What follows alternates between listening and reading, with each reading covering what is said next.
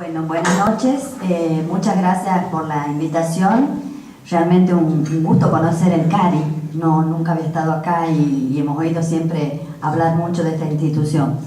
Bueno, la historia en el norte, digamos, yo diría que es un poco más azarosa que en el caso de Córdoba.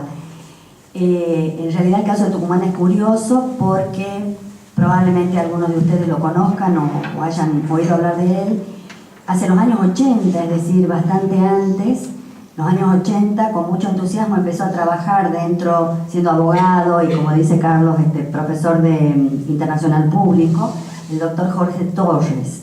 Él empezó a trabajar con el tema de integración, fundamentalmente, cooperación. Fueron los años, ¿no es cierto?, de los acercamientos entre Brasil y Argentina, las firmas de los pactos entre Sarney y Alfonsín, una época en que además había mucho optimismo por justamente cambiar la visión de la competitividad o la hostilidad con los vecinos para empezar a integrarnos y a tener una relación, ¿no es cierto?, mucho más positiva. Y en ese año, dentro de la Facultad de Derecho de la Universidad Nacional de Tucumán, el doctor Torres creó primero, digamos, una cátedra, después creó lo que llamaba un curso de posgrado, que en realidad era, digamos, no solo un curso, sino que eran una serie de cursos cortos que se impartían. Se llamaban posgrado en Relaciones Internacionales. Se dictó primero una serie, después otra, y aproximadamente ya en los años 90, es decir, esto se reiteró, ¿no es cierto?, durante mucho tiempo, y en los años 90 ya se articuló como una maestría en Relaciones Internacionales, como les digo, con sede en la Universidad Nacional de Tucumán. En este caso, digo que es curioso y azaroso porque en realidad esta maestría fue muy anterior a los estudios de grado, es decir, no había carrera de Relaciones Internacionales en ninguna de las facultades, no solamente de Tucumán, sino de la región, pero sí existía esta maestría que, como dice Carlos, contaba con, digamos, alumnos que eran abogados, ¿no es cierto?, gente del área de las ciencias sociales, y también había gente de otras áreas, sobre todo gente vinculada al tema de la producción industrial en Tucumán. Ustedes saben fundamentalmente de caña de azúcar, el boom de la industria citrícola, que tiene dos décadas, un poco más, y bueno, los nuevos, ¿no es cierto?, las nuevas posibilidades de comercio internacional que se abrían a través justamente de la integración con Brasil, con Paraguay, la cuestión de los corredores, el corredor bioceánico, la conexión entre, digamos, el Atlántico y el Pacífico por nuestro norte, ya sea por el paso de Jama en Jujuy, por el paso de Sico en Salta, o ¿no es cierto?, los pasos que se fueron abriendo incluso hacia la región de Cuyo. Así que fue una maestría que funcionó desde el año, yo soy, digamos, de la primera promoción y fui la primera egresada de esa maestría. Yo originalmente, bueno, no originalmente, yo soy licenciada en Historia e hice la maestría en Relaciones Internacionales y la cursé en el año 97-98 ya como maestría. Y a partir de ahí, ¿no es cierto?, funcionó hasta el año 2010, en que esa maestría se cerró. O sea que ya no existe la maestría en Relaciones Internacionales en Tucumán. Por eso digo que no es, digamos, tan exitoso como el caso de Córdoba. Después, si quieren, les explico un poco más del porqué o de las razones. En ese momento nuestras cortes eran muy numerosas. Nosotros éramos 30, 35 y era anual, es decir, todos los años entraba una camada nueva, éramos muchos. En muchos casos venía gente del exterior. Teníamos, en la época en que no era muy común que viniera la gente de afuera, pues yo sé que ahora el doctor tiene muchos alumnos extranjeros, pero en esa época no era tan común. Venían chicos de Brasil, de Bolivia, algunos peruanos. Tuvimos incluso, nunca averigüé bien por qué, un compañero que fue oficial, capitán del ejército de los Estados Unidos. Y él vino a Tucumán, hizo los 2 años de maestría, incluso me acuerdo que hizo una fiesta porque ascendió, estando acá en Tucumán, lo ascendieron a mayor, así que hizo una fiesta, nos invitó a todos.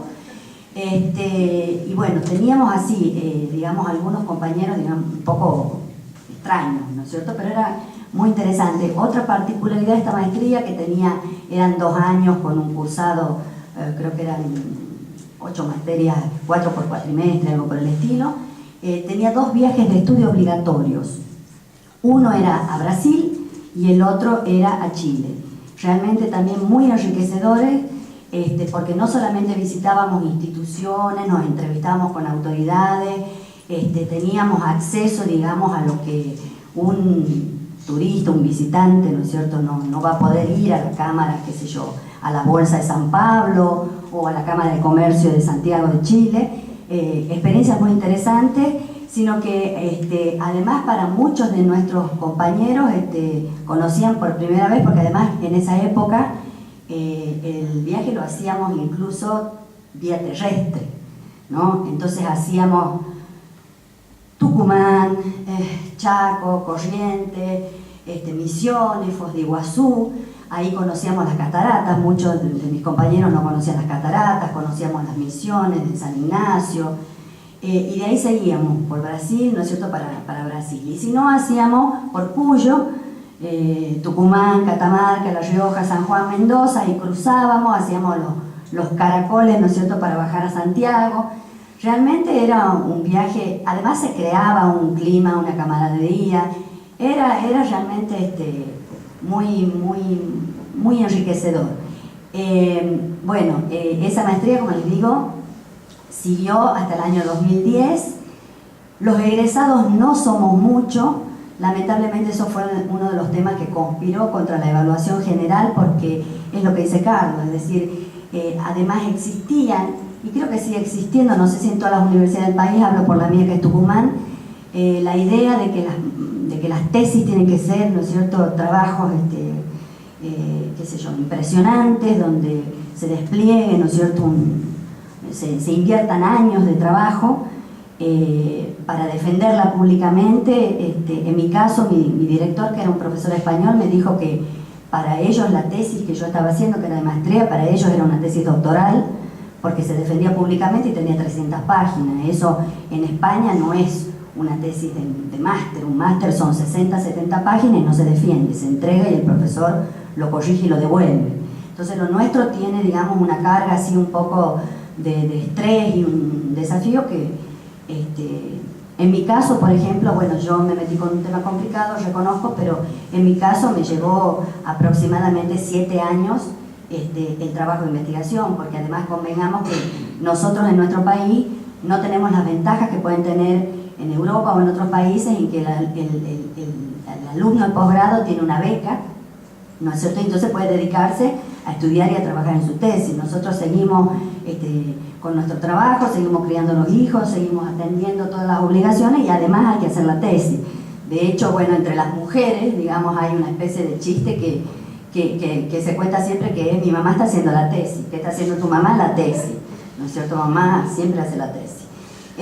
Bueno, la cuestión es que esa maestría, como les digo, que fue una experiencia muy linda, muy enriquecedora. Lamentablemente en el año 2010 se cerró, terminó, y en este momento lo que han surgido, yo diría que desde el año 2000 aproximadamente, son carreras de grado en Relaciones Internacionales, que, si no me equivoco, vos, Carolina, corregime, pero creo que en todos los casos en el norte están en las universidades privadas.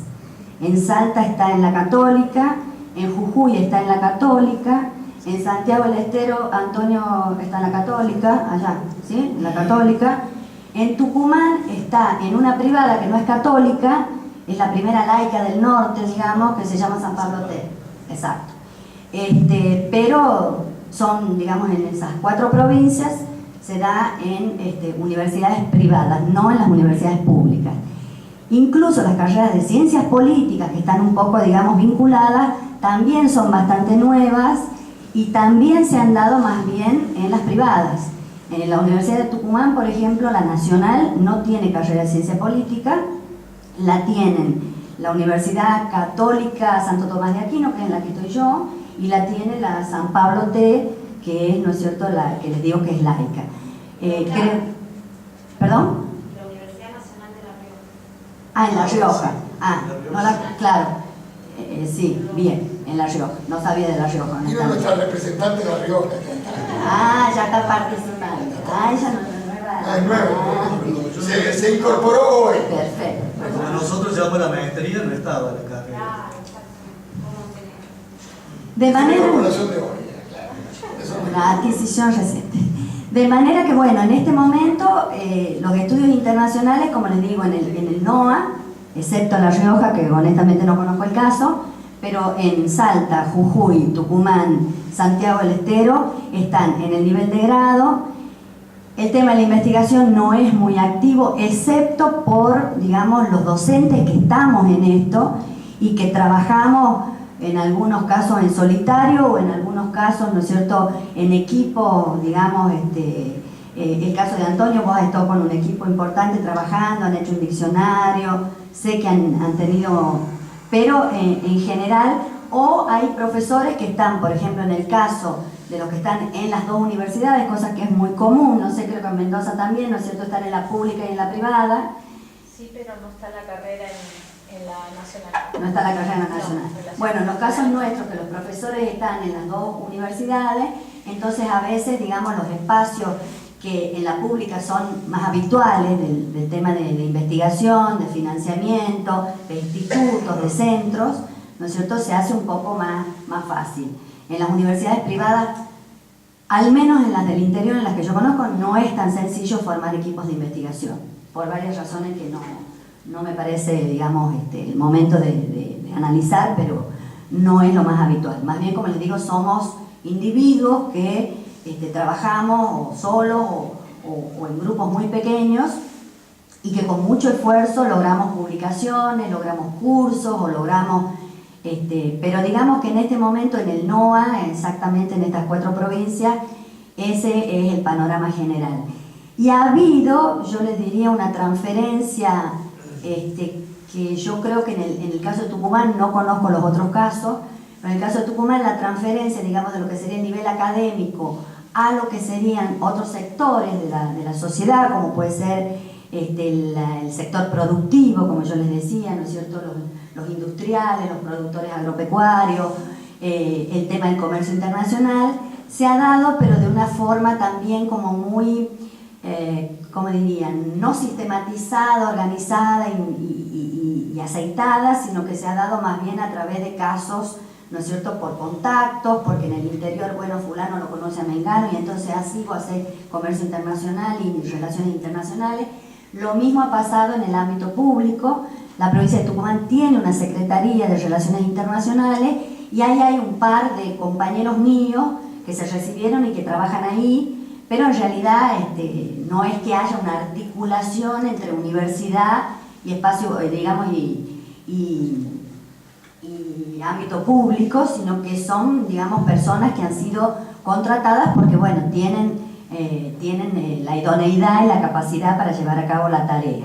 Pero todavía yo diría que en eso estamos como un poco desperdigados, ¿no es cierto? El ámbito académico va por un lado y lo otro va por otro. Creo que eso sería en líneas generales. Después, por supuesto, si alguien quiere preguntar algo más, a su disposición.